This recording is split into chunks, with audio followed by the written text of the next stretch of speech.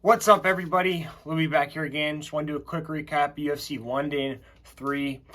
Right off the bat, horrible. I don't know. I went 4-11. Absolutely embarrassing. I don't know. It just seemed like no fights went my way. I got screwed over on a couple of them, but still I would have had a bad record no matter what. But in particular, Mark Diakese versus Joel Alvarez. I picked Mark Diakese, good underdog spot, plus 160. It was a back and forth fight. I'm not going to say he definitely would have won, but he did take him down in the second round. Seems like he was implementing his game plan. And then back on the feet, he took an inadvertent headbutt, and I believe that's what led to the knockout. I'm not saying he wouldn't have got knocked out if he didn't get headbutted, but you just don't know. And it was blatant, and they even reviewed it, and they decided to call it a win for Joel Alvarez instead of a no contest. What are you going to do? That's on me, though. Stuff like that happens, but I just feel like it should have been a no contest. And then with Davey Grant and Danielle Marcos, I went with Davey Grant, slight underdog spot. I mean, I don't understand how Daniel Marcos wins that fight, period. He literally did nothing.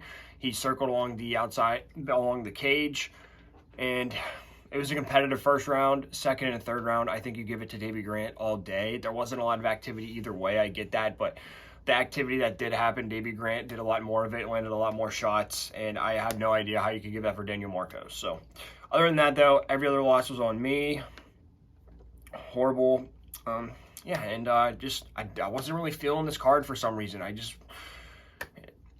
It's just, whenever they go to another country, it's just, things are kind of different because there's a fighter in every fight from that area. Maybe it's not a natural matchup the UFC would make, and weird things can happen sometimes. But but my fault, and just want to move on next week. But I'm gonna talk about it. First fight of the night, a flyweight, Jeff Alfilo, Daniel Barres. I went with Barres. I'm a new guy coming to the UFC. I liked what I saw on the tape, and he did pretty good. He had Filo hurt multiple times, but couldn't seal the deal, and got submitted in the first round. So, whatever. It's first fight of the night. And then Sean Abandon and Bruno Brazil. Sean Abandon, slight underdog. I knew it was her debut. I wasn't super confident in that pick, but slight underdog, and just couldn't really get anything going. So that one's on me. Chris Duncan, Yano Ashmos. Chris Duncan had a lot more activity than I thought he would. He can go all 3 rounds. Didn't get tired. Got it done. Fought a smart fight. Caitlin Vieira, Panny Kianzad. That was just a straight underdog pick, basically. And, Caitlin Vieira is pretty good, so. And then Mahmoud Muradov and Brian Barberena, middleweight 185. I got that one right. I thought Muradov would finish him, but, went all 3 rounds. Brian Barberena is very tough. I get that. But, so finally got that one, but he was a pretty big favorite, so it didn't really help me too much. And then an embarrassing one for me, heavyweight 265, Mick Parkin and Jamal Pogues. I went with Jamal Pogues. Jamal Pogues was a slight favorite. Just watching the tape, I thought Pogues would be able to establish a jab and kind of pick him apart at range. I thought Mick Parkin might try to swing his head off and kind of run out of steam, but not what happened. It was a tactical battle the whole fight. Mick Parkin just straight up outstruck Jamal Pogues. Mick Parkin was the one landing leg kicks. Jamal Pogues, he was able to slow him down. And Jamal Pogues didn't really stick his jab out too much. Mick Parkin landed some slick counter shots. Somewhat competitive fight, but Mick Parkin got it done. He was slight underdog coming off the Contender Series. I should have been on that one, and I wasn't. And I already went over the Diakese Alvarez fight. That was horrible. And then welterweight, 170, Danny Roberts and Johnny Parsons. I went with Danny Roberts. I did not like the tape on Johnny Parsons. I thought Danny Roberts was technically the better fighter, and I guess you could say that. But Danny Roberts cannot take a shot. Every time he got clipped, he would flop all around the ring, the cage. He would stumble, and it just looked bad. And then also, he'd get in the pocket and trade with Parsons sometimes. A lot of times he'd be able to pick them apart at range. He'd be able to circle along the outside, but sometimes he would get in there and get into a firefight with Johnny Parsons, and Johnny Parsons would crack him. So I don't know. I just didn't really feel comfortable betting on Johnny Parsons, but I guess I should have because he knocked him out. So Dana Roberts, not very defensively responsible. So it's a tough one. Probably never bet on him again. And then at bantamweight, Davey Grant and Daniel Marcos. I'll go over that one real quick. In the first round, Davey was kind of circling along the outside, landing to the body and the head, body and head kicks. Then he was landing some step-in hooks to the body, then the head. Then he would kind of back out and throw some wide hooks. And then in the second round, they both kind of landing some leg kicks. But Marcos was landing some straights, but he gets countered with the left hook. Grant was landing some straights, but he got countered with the left hook whenever he'd come in. But then he was landing some a step-in leg kick and then a hook combo. Then he'll kind of back out of range.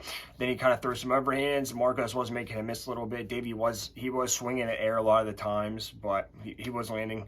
And then Marcos landing some leg kicks. And then he went able to land a step-in overhand on Grant, but Grant didn't take too much damage, just kind of clipped him. Then in the third round, Davey lands a back fist and then a spin kick to the head whenever Marcos was skirting along the fence. I thought that was a pretty big moment of the fight. And then Marcos skirting along the fence. Davey, kind of swings the air again with the overhands, but he's able to land some hooks to the body, starts ripping the body, starts stepping in and throwing those wide hooks to the body, which I thought was nice. Then he was landing some teeps and some body kicks. Then he landed a leg kick, followed it up with the hook. Then Marcos gets a double, but Davey gets right up. Did not do any damage whatsoever. So I really don't know what the judges were thinking, but it was just awful. And you think Davey Grant, being from the UK, that they would not rob him like they did. So that was very unfortunate. And then, let's see, on to the second fight on the main card. Featherweight 145, Lerone Murphy and Josh Kulabau. Pretty good fight. I picked Lerone Murphy, got this one right, thankfully. Pretty competitive fight. Basically, Lerone just kind of took over in the second and the third rounds. Josh Kulabau just seemed tired, couldn't really get anything going. And then Lerone was able to implement some wrestling. In the first round, Josh was landing some straights in the pocket, but then Lerone was able to get those clinches, but he tried to get the single leg on the fence, wasn't able to complete it though. But then Lerone was also able to land counter left hook whenever they got into the pocket exchanges. Then he landed a hook flurry, went to the body and the head. He shoots a double on the fence, and then he can't complete it though, but he's able to land a nice 1-2 on the fence. Then Lerone is able to stuff the double attempts, and he's able to get the clinches. But then Josh rocks him with the cross whenever they're in another pocket exchange. But then Lerone is able to land some hooks and followed it up with a flurry of short shots. Then he's able to clinch, takes his back, drags him down, gets both hooks in, sits there for a significant time in the round. Then in the third round, they're both kind of defending doubles, both kind of trying to get each other to the ground up against the fence. But then Lerone is able to drop him with a body kick seemingly out of nowhere. I didn't know what I saw when I saw it at first, but he got him down, obviously hurt him. And then he's able to get the ground and pound, and he's able to take his back, then snaps down to the front headlock, pulls a Darce a couple times, and then Lerone's able to get on his back and return him. And just kind of dominated the end of round 2 and round number 3. So, yeah, pretty good victory for Lerone Murphy. And I know he's wanting to get into the rankings. You could do him with Alex Caceres, or you could do him with Nathaniel Wood, who fought up around the card. So, either one of those. Oh, yeah, I thought he looked pretty good, and, Josh Kulabau is dangerous. Third fight on the main card at 155 pounds, lightweight Jai Herbert and Fares Ziam. I went with Jai Herbert, slight underdog. Thought maybe he could get it done. I know he's tentative in his last fight, but, I didn't really see anything spectacular out of Fares Ziam to lay the chalk on him. And it was a pretty boring fight, mostly a clinch fest. They kept trying to take each other down. And, Fares Ziam just did a little more. That's pretty much it. I'm not going to go too in-depth. First round, Jai was landing some jabs. They both kind of land leg kicks. Then Fares gets a double and a single up against the fence, but Jai's able to defend it. And then Fares lands a check hook and a push kick at the end of the round, which is like a big moment, probably stuck in the judge's mind. Then in the second round, Jai starts ripping the body, and Fares leg kick and a 1-2 and then a leg kick, but then Jai keeps on trying to go for that clinch. Trying to get a body lock trip, but not fully committing to it. It's kind of weird. But then Jai landed a counter hook, and he keeps pressuring forward with his straights. And the Fares able to stuff the clinch, but then he gets taken the clinch takedown from Jai. Jai kept trying to get that trip, but then Jai is able to get back up to his feet. So didn't really do much either way. And then in the third round, Jai starts landing some jabs. Fares countering with some leg kicks, and then Jai gets a clinch, hits a pass by, gets around his back while he's standing, not for long, can't do too much with it, not really a significant moment of the fight, but then Jai gets clinched, whatever, and then Fares is able to keep the Wizard though. So Jai clinches a lot more, Fares is able to keep the Wizard though, and they kind of go back and forth in that, both kind of get Wizards. Then they both kind of start landing some leg kicks at the end of the fight, and Fares just did more, I guess. I don't really know. But right now, Fares is number 41. I think he should fight Nazim Sadikov, number 39. Both on similar schedules. Sadikov coming off a big win. Fares coming off, a win. But I don't know. I think that'd be good. Be a good test for Nazim. And fourth fight, 185 middleweight. Paul Craig making his 185 debut, taking on Andre Muniz. And Muniz really needed a win after that Brendan Allen loss. And I was dead wrong on this one. It didn't make any sense. Paul Craig, sizable underdog, about plus 170, but dropping 20 pounds. Andre Muniz, not known as a knockout person, but he had decent striking. And if they got into the grappling, I thought Andre Muniz would be the better grappler. And that turned out to be false, I guess. And Paul Craig was able to get it done. He was able to TKO Andre Muniz. So who would have thought? That's still, I still think that's a bet that the right bet is the bet that I made. Why would I bet money on Paul Craig dropping 20 pounds, going against arguably a better grappler than him? But Paul Craig does weird things. It could go either way. It could go weird badly or weird really good. So, but it was a fun fight. First round, they both kind of land some body kicks. Then Andre is able to land a straight combo, lands more body kicks. He's able to get the blast double. Doesn't do a whole lot with it though. I'm both kind of feeling each other out at this point, but I think you get the first round to Andre. Not a ton happened though. But then in the second round, Paul is able to just rushes him, gets a body lock trip takedown, lands a little bit of ground and pound, and then Andre tries to go for the triangle, but then he's able to roll, get out the back, and then he's able to complete the double leg, but he's trying to throw some ground and pound, and he forces down with his head and basically headbutts him. So the referee stands it up, and kind of looked intentional. I don't know, but it's Andre Muniz's low IQ moment that cost him the fight, I think, because I think they could have stayed there for a while, if not the majority of the round, or possibly the whole round, maybe not, but you don't know. And they started up because Andre Muniz headbutted him, so that's his own fault.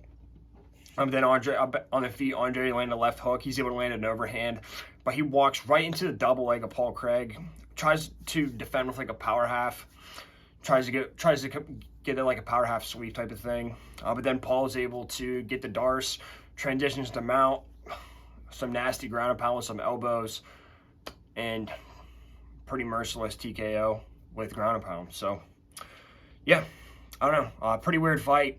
Didn't see it going that way. But I think that headbutt changed things and, looked intentional. I think Paul Craig, see, Andre was he's number 11, I think, or maybe 13 or 14 or something, but he's 14 now. I think Paul Craig could fight Chris Curtis, possibly.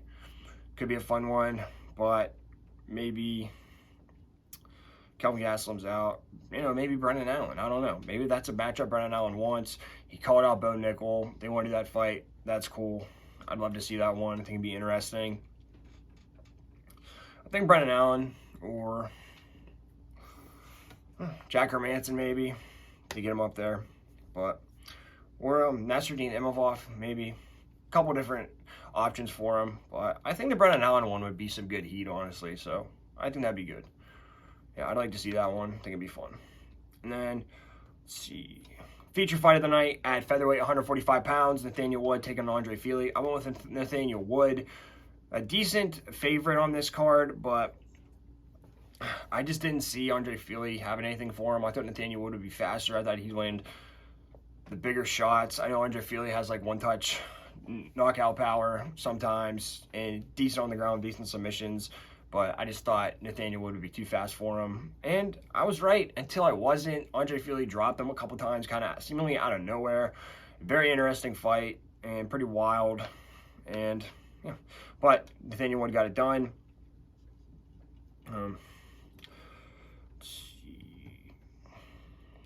In the first round, he drops him.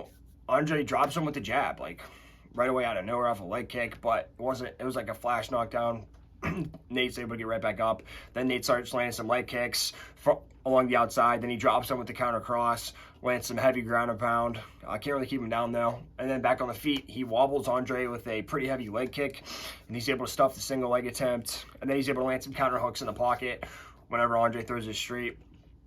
And it's like I thought he was going to get in the pocket and rip some shots off. Then in the second round, Nate is landing an overhand counter off of Andre's jab, but then Andre drops him with the counter left hook coming seemingly out of nowhere. Like I didn't even see it when I was watching it. Well, whenever Nate was rushing in a little bit.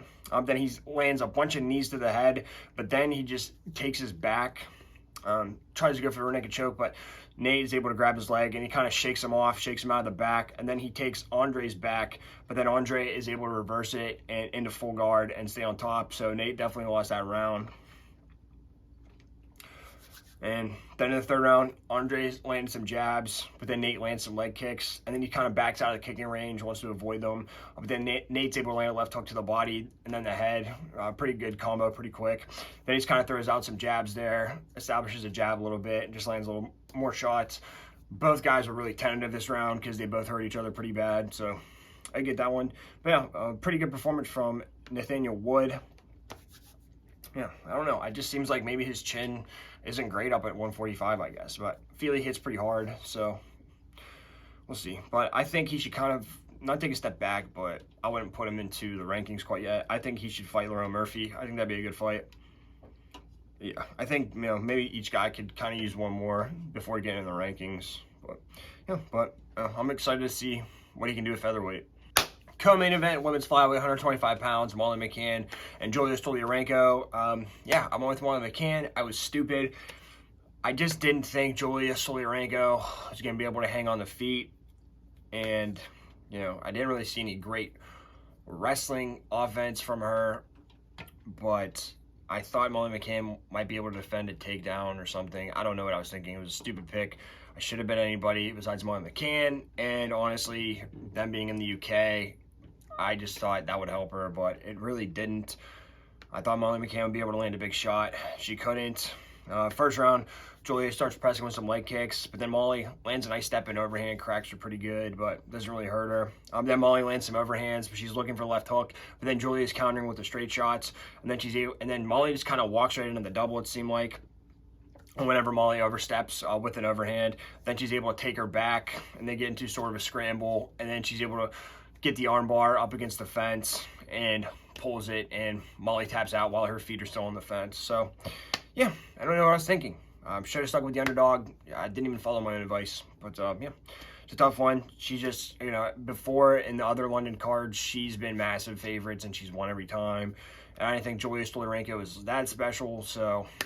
But that's what you get. But great performance from Julia Stoliarenko. She's going to get a ton of hype off of this.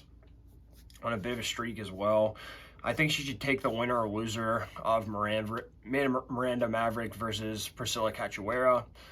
Either one would be good. I think she still needs to kind of build before she thinks about rankings. But I think she'd have a decent chance against Cachoeira, though. So, yeah, Miranda Maverick, maybe not so much. But, yeah. Main event of the evening at heavyweight, 265 pounds. Tom Aspinall and Marcin Tybura. I picked Tom Aspinall. He was a massive favorite, but I just didn't see any way Marcin Tybura wins the fight. I thought maybe he might be able to extend it, but yeah. But yeah, it went even faster than I thought. I thought it might go over 1.5. I was wrong on that one. Yeah, Tom Aspinall is back, and in the first round, Tom lands a head kick at range, and he's able to land a cross. Lands a couple counter left hooks, and he's moving in and out the whole time. Just you can tell how much faster he is than Tybura. And then he drops him with the step-in elbow, left hook combo, and straight right. Then on the ground, he just stands right over him, lands straight shots, TKO, ground and pound. Yeah, couldn't have asked for a better comeback from him. Tybura, not really good, but he's no joke. He's number 10. So, and nobody beat him how Tom just beat him. So, yeah, very good comeback. Tom's still number 5. The heavyweight picture is, who knows what's happening. John Judge is supposed to fight Stipe in November for the title. Then you have Pavlovich is the number 1 contender right now, I believe. He's the most deserving, in my opinion. And then you got Cyril Gane at number 2. Now, Tom Aspinall said he wants to fight Cyril Gane. That's good for him. But from the UFC standpoint, I don't know if they'd want to risk that, because if Cyril Gane beats him, and then what are they going to do? So, and then Curtis Blades is fighting Jilton Almeida, so I really want to see that rematch, but, you know, it's not going to happen. Guess you could do Tai Tuivasa. I don't know if I really want to see that. I mean, I do want to see it, but I don't know the point for Tom, really. So, I think in this case, you might just go Cyril Gane versus Tom Aspinall, because, you know, you got Pavlovich on deck already if Tom loses. Or you could do Tom versus Sergey. I don't know if the UFC wants to eliminate a contender like that, but who knows what John Jones is doing with the belt. So I think you either do Sergey Pavlovich or Cyril Gane. So, yeah. But, yeah, he looked good. Card wasn't really great, but it ended on a great note. And there's a couple really good fights on there. Nathaniel Wood, Andre Fili was a really good fight. So, yeah. But next weekend, we got Justin Gaethje taking on Dustin Poirier, and Alex Pereira taking on Jan Blachowicz. I'm very excited for those. So, yeah, I just had a horrible week. I don't know, just got to get back on it this week. Maybe it's a little more of a normal card. People I recognize more. So, yeah, but I'm going to do my research like always. And I'm going to remember this failure and take it for the next card. So, thanks, everybody. Good luck.